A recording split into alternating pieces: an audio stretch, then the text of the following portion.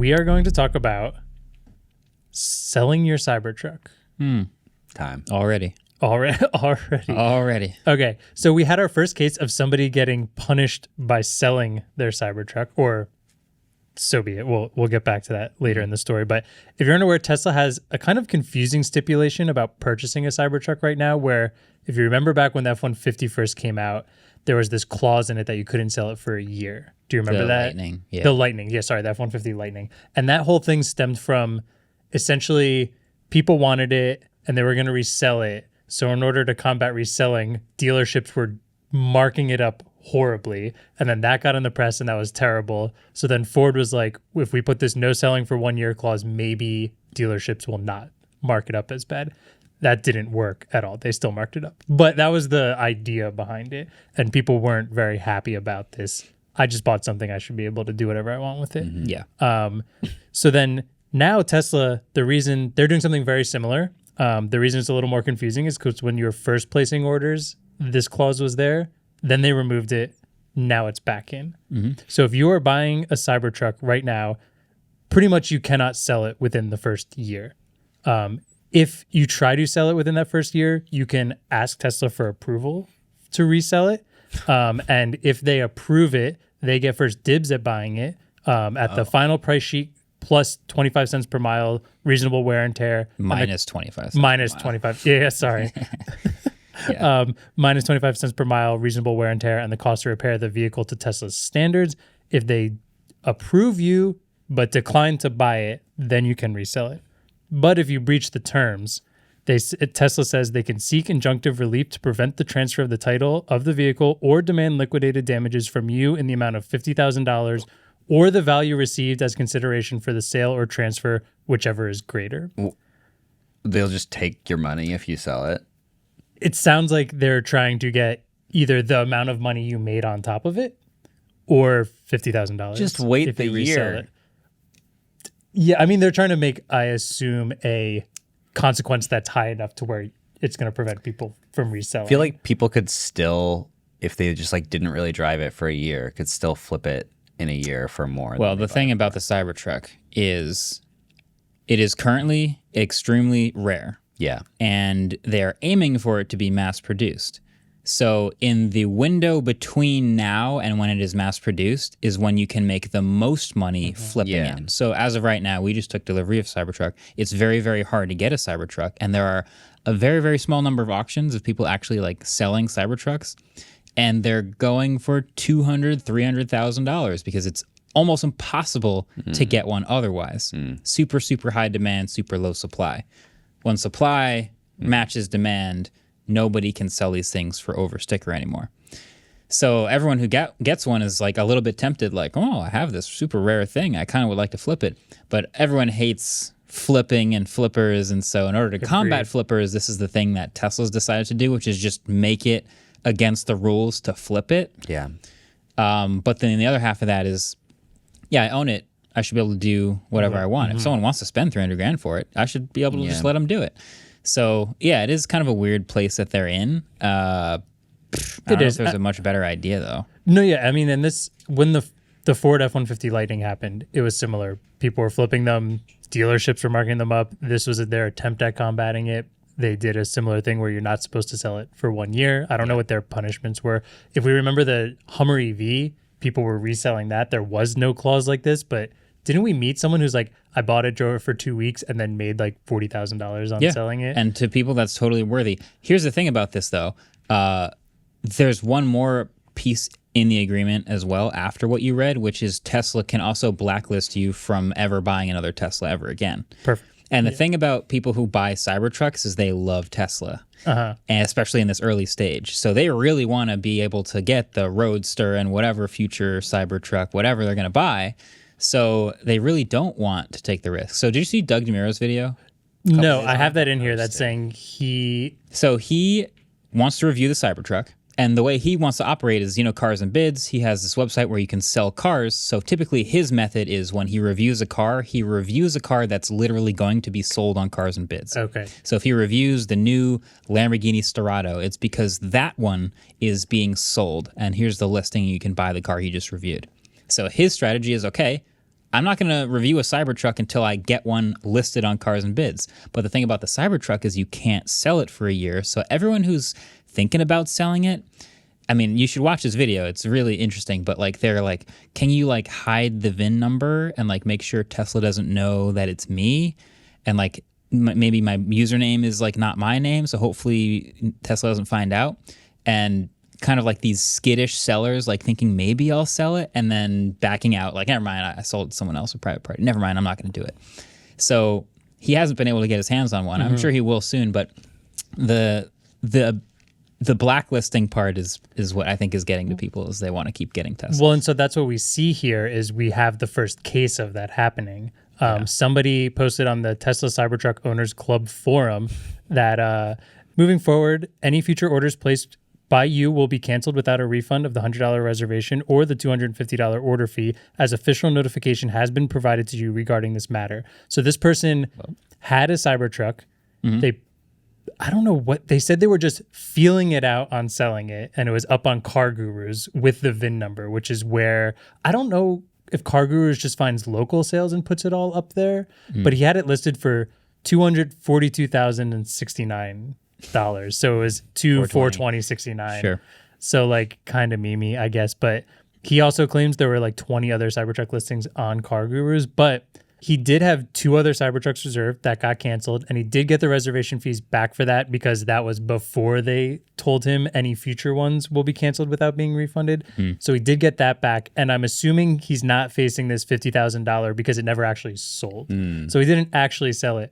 But now someone who has 2 other Cybertruck reservations are now canceled. Yeah, so before I took delivery, I read the agreement. It's literally if Tesla thinks you're thinking about selling it. What? Yeah, if you list it anywhere, if you like scout buyers, like that's enough for them to totally blacklist you. I totally think, even though he's just like memeing around, and I think it's kind of funny that he memed a little too close to the sun and got I think his excuse is his memeing around, but he had one and he was like, I wonder if I could sell it. Let's see who bites. Yeah. That's enough for Tesla. If they bought, they would. Yeah, for sure. I think this breaks the agreement for sure. Whether 100%. Or not you agree about the agreement, this breaks the agreement. Yeah. But yeah, we did see an actual guy get blacklisted now because he put it up for a meme so price. So that sets the precedent. So now everyone else who thought that maybe they could get away with it is now like, maybe I don't want to publicly flip this or list it on a site that Tesla could find it. Even if you like change hands in the app, Tesla can find out. Like obviously your app is attached to your account. So yeah, there's a lot of that going on. If you sell privately, the VIN number gets transferred in the reservation or the registration, right? So like they find out. They could figure that out no matter, like, you would have to basically be like, I'm selling this to you, but it's going to stay under my name for a year. Yeah, which seems and it's going to stay in my app. Super, super sketchy. Yeah. There was a ton of backlash when Ford tried to do this, but I think it was more around Ford dealerships having like really terrible markup prices and being in the bad spotlight. I guess my take is, as much as I hate flipping, if you're a company that doesn't have dealerships, this is probably the most effective way to prevent flipping. I can't think of any other way. And this is new to Cybertruck, and maybe there's like some image that they're trying to uphold, but with the Cybertruck specifically, but like lots of other companies do things just like this. Ford GT, all of Ferrari, Porsche does this with like their high-end GT cars. Like, they don't want you to flip it, but a lot of those also have dealerships, which will sell you the car plus a markup, which is basically what you would have to pay if you were buying a flipped one. So it's weird. Yes. So yeah, with Tesla, you can only buy one for sticker, period, which I guess is a good thing, but then you can't flip it. Yeah, I totally get the argument of like, I own it, I shouldn't be able to do it. I hate flipping though, like with a passion, and I would like to see it stop. I wish people just didn't solely do this, so people who just want to enjoy something can enjoy it for the real price and not have to pay a lot. But that's what I was gonna say. I don't totally hate the clause. I mean, I don't like to. Yeah, I can't think of it better. Yeah, I just dislike flipping so much. I think when Ford did it, I was like, I didn't really love it, but I thought it was a necessary attempt, or like an attempt, and I didn't mind it that much. But did you see what the Ford GT story was? No. Back in the day, so they made a new Ford GT, which is like this $500,000 supercar, and in order to even buy one, you had to be invited by Ford. So that, first of all, was like almost no one's going to even get a chance to buy one of these special cars.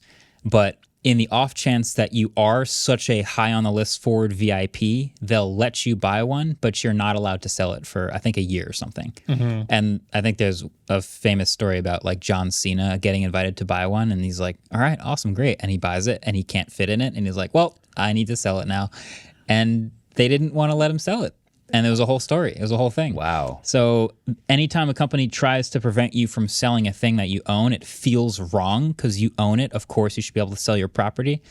But yeah, it's been a car thing for a long time. I'm a fan of it. I think it's a great idea. Maybe we should just all buy things that we need and let people buy things at regular price. I don't know. I hate flipping so much. Well, how do you feel about dealership markups? I hate dealership markups. Because that's basically also. I flipping. think that's a little different though, because a dealership markup, I don't know the ins and out of it, but like it's a whole company running on things, and like to me, it's you just could as kind bad of as say flipping. this. I feel like it's. I don't think it's just as bad as flipping. It is. Is it? I think it is. I mean, you go to the grocery store and you buy a box of cereal that they're paying a lesser price for.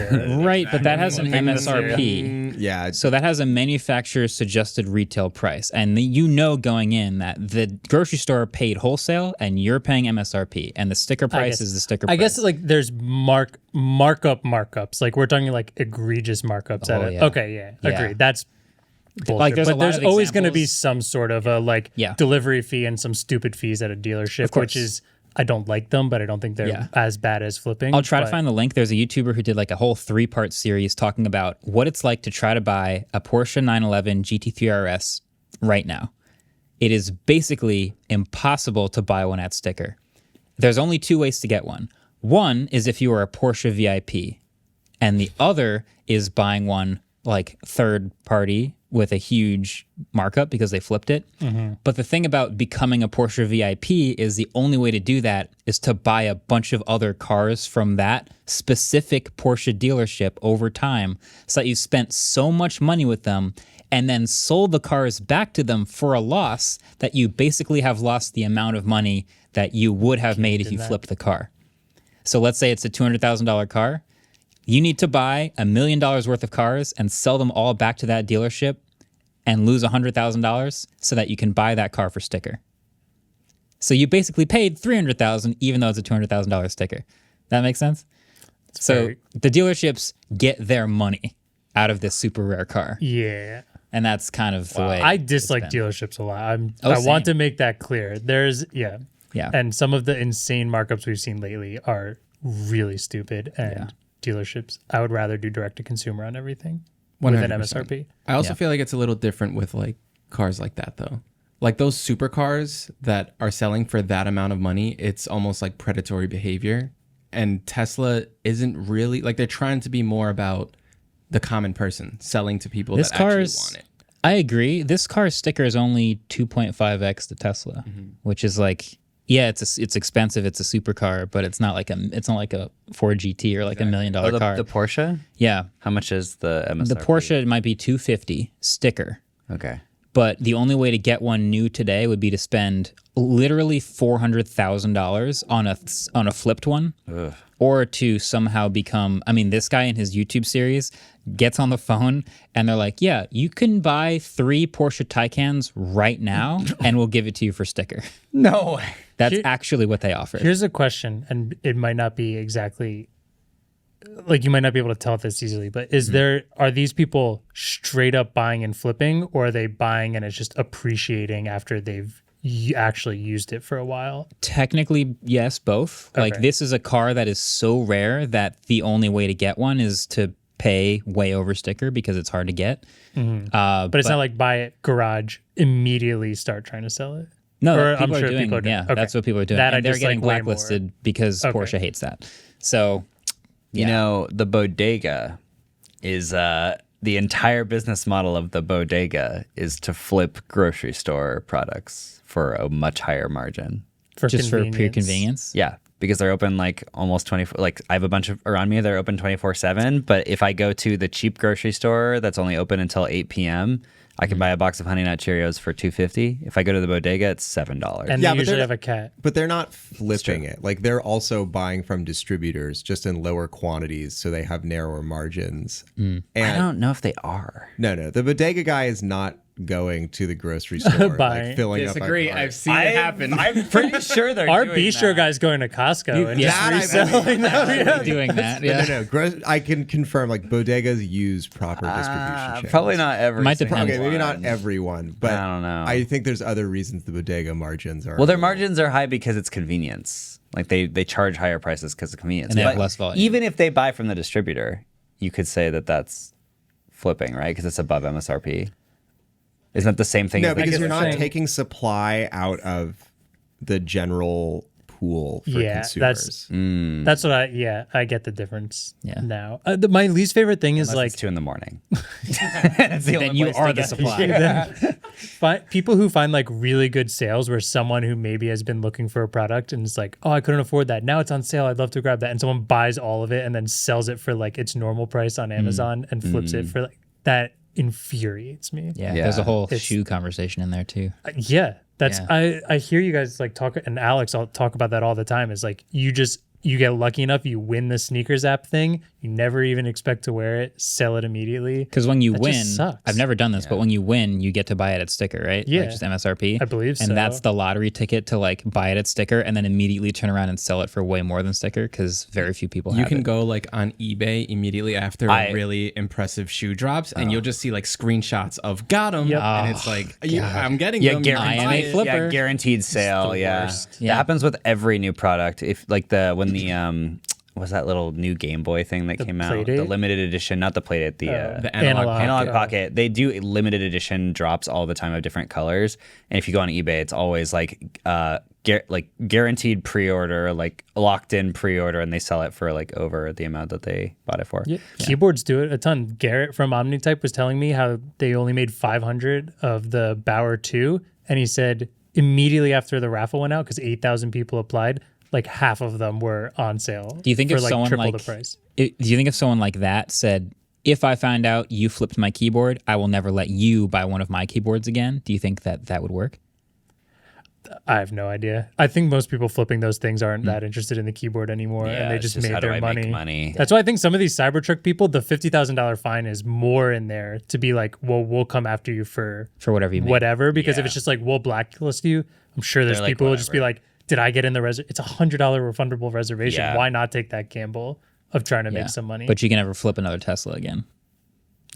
bro, if you can make like $50,000 off of literally nothing, Yeah. $100 like, For a lot of people, well, it's worth it. 5-year gamble, but Yeah. A year's salary, just like boom. Yeah. That's Somehow fair. every tech story comes back to Taylor Swift. But didn't Taylor Swift do this with her ticket sales? Where like if you tried to get a ticket for the tour, you had to like answer questions that only fans would know or something like that? You had to buy merch. You had to buy like X dollars of for not the most recent don't- tour, for 2 tours ago. Before her and Ticketmaster were angry at each other back when they were still homies.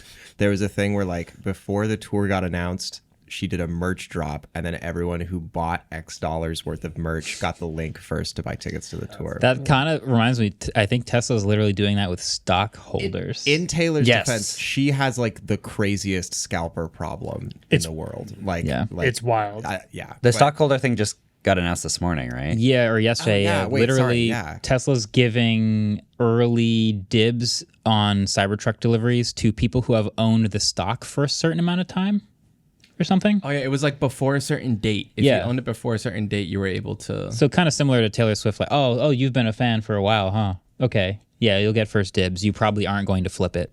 You probably actually will like and enjoy. That's the thing, is they just want you to own and enjoy the thing instead of flipping it. That's maybe a good filter for them. Yeah. That's funny. Early Cybertruck delivery for verified long-term Tesla shareholders. If you're an eligible long-term Tesla holder and you made a Cybertruck reservation prior to March 1st, 2024, you can get your Foundation Series Cybertruck early. That's only like Many loopholes. that and you come need through. 500 shares. that's so confusing. But people have had reservations for like 4 years at this point, right? So someone who has a lot of But you stock don't have any stock. and only made the reservation a month ago, not even 2 weeks ago, can Can get up. Can skip the I mean, line. there's other requirements. There's like 5 of them, I think, but that's like the gist of But it. you have to have 500 stocks. I almost. Yeah, So I guess Tesla's problem is they have a giant list of 3 million people, and they're trying to decide who should get the cars first, when they know that hidden within these 3 million people is lots of flippers. man, So how do we filter through, hopefully in chronological order, how to deliver these trucks to people who will not flip it? somebody with 500 shares is going to get their early Cybertruck, sell their shares, sell their Cybertruck, and just retire. And You have to have at least $85,500 worth of Tesla stock to be able to be eligible for Oh, this. that's a fan. well, they could have gotten that way less, but that means they also Yeah, you have to have have 500 made that shares. much money. Yeah. Yeah. I could see Tesla eventually just doing the Ticketmaster throw in the towel and just be like, we know you're going to flip these trucks. We're going to create a platform for you to flip them, or we can take a cut. That's Damn. You know, because it's like, I mean, Tesla Sell your X Tesla Live dot Nation. it's sad. Like when Ticketmaster started doing that, I was like, this is the worst possible solution. But I don't have any better ones. You know, like how do you, because I'm with you, Andrew. It's like, if you're going to buy something, just own it. You know what I mean? Like, enjoy don't it. take it away from someone who would That's- really want it. Yeah, that's what makes me the most mad is it's taking it away from someone who would have actually like enjoyed it. Well, the bodegas, you know, But it's okay with the bodegas because there's a cat there. it helps a lot. I will tell you that. It helps a lot. But I still am not happy paying $7 for some I mean, oat milk. that's just any convenience store too. You heard it here I've had to first. do it too. Like run to a 7-Eleven for just like something like that, and you're paying 30% more. I would not buy milk at a 7-Eleven. That's not true, Andrew. That's not true. Tell me where else you're gonna get a taquito for $1.89. Okay, You eat 30% those? up from where? Big Touche. taquito fan. I still go to 7-Eleven. As long as it has Where do they cats. have anyway, Taquitos every no, 7-Eleven ever. 7-Elevens? That is really funny. Like this clip. Like this clip. You thought this was a part of the podcast, but it's not. It's the outro. It's the part where you like this clip. Look at me. We're the outro now. Subscribe.